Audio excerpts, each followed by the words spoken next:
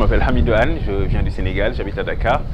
Je fais des études de lettres, puis de management public. Et là, je prépare une thèse en sciences politiques à l'Université de Saint-Louis du Sénégal. Mais je travaille pour une agence de l'État appelée le Bureau opérationnel de suivi du plan Sénégal émergent.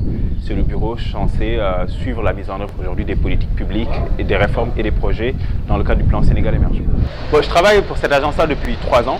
Bon, ça s'est fait tout naturellement par un processus d'appel à candidature où voilà, j'ai répondu à cet appel à la candidature à la suite d'entretiens naturellement, donc j'ai été retenu. Je travaillais auparavant pour le cabinet du maire de Dakar et donc j'ai migré pour l'État qui est donc une entité beaucoup plus grande, beaucoup plus englobante et beaucoup plus large en fait. Et ce qui répond aussi à ma formation initiale d'énarque du Sénégal et de la France.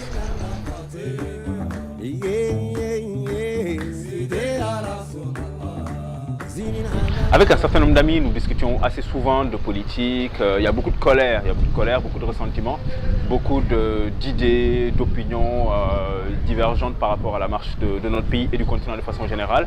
Et un jour, j'ai dit aux amis, pourquoi pas faire bénéficier aux autres l'étendue, la profondeur ou pas de nos réflexions et nous faire aussi challenger en fait par le grand public et par l'opinion publique.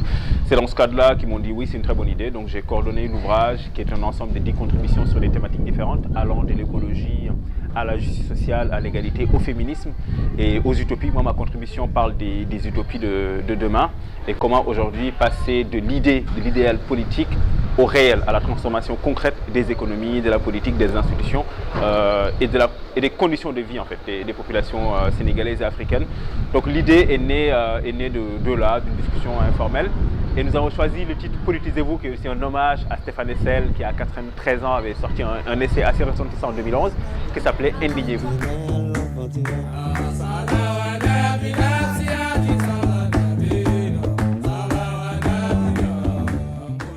Le constat qui est très simple, c'est qu'il y a une dépolitisation de façon générale des jeunes parce que leurs interrogations ne trouvent pas de réponses auprès de ceux qui décident et parce qu'aussi nous sommes souvent dans des contextes de gestion gérontocratique de la politique où les mêmes qui dirigeaient les pays, les partis politiques depuis les indépendances, en tout cas en Afrique, restent encore. Donc aujourd'hui, il y a une manière de répondre à cela. Pour moi, elle est unique.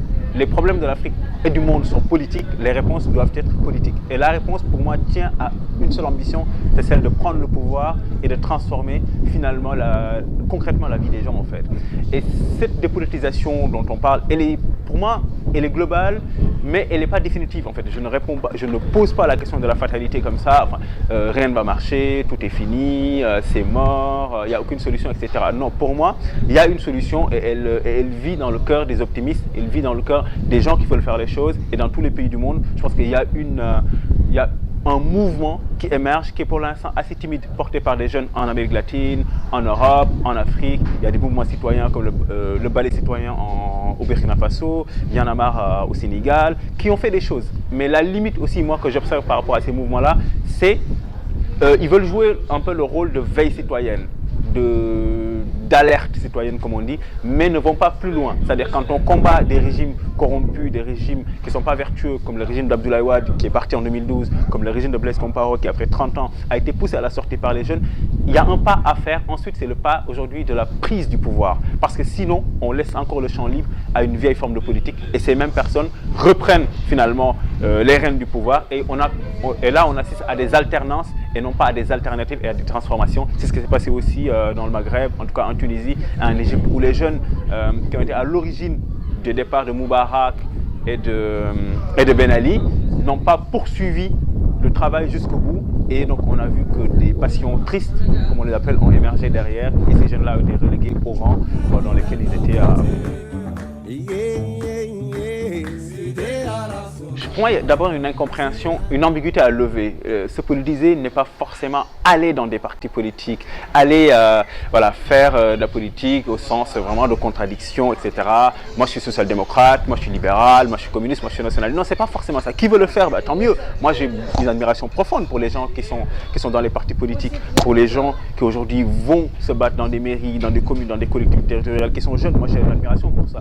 Mais tout le monde, effectivement, ne peut pas être dans des partis politiques. D'ailleurs, l'essentiel des gens qui votent ne sont d'aucun parti, d'aucune formation politique. Donc pour moi, se politiser, c'est d'abord être conscient des rapports de force et des enjeux qui régissent l'espace public. C'est aujourd'hui la question des droits des femmes dans nos pays, la question de la jeunesse, la question de la laïcité qu'il faut interroger, la question de l'économie, la question de l'exclusion sociale, parce qu'on parle beaucoup d'émergence, on parle aussi de croissance, etc. Mais il y a une majeure partie de nos populations, dans nos banlieues, dans nos zones en tout cas périurbaines et dans nos campagnes, qui sont laissées en rade par cette croissance-là. Donc aujourd'hui, comment prendre en conscience de ces enjeux-là et dire il y a des solutions à apporter, et les solutions qu'on a importées de la colonisation depuis 1960 n'ont pas marché. C'est des solutions inopérantes. Donc comment aujourd'hui transformer le politique, comment transformer l'institution, comment mettre en place des politiques publiques qui répondent d'abord à des normes locales, d'abord, qui répondent à nos imaginaires et à nos enjeux, et comment apporter des réponses concrètes à toutes ces personnes, souvent des jeunes et des femmes, et je le répète, qui souffrent par rapport d'une gestion de 60 ans. Et pour moi, se politiser, c'est d'abord prendre conscience de ces enjeux-là et avoir l'envie, l'amour de son pays et le besoin d'y répondre. C'est ça pour moi, se politiser.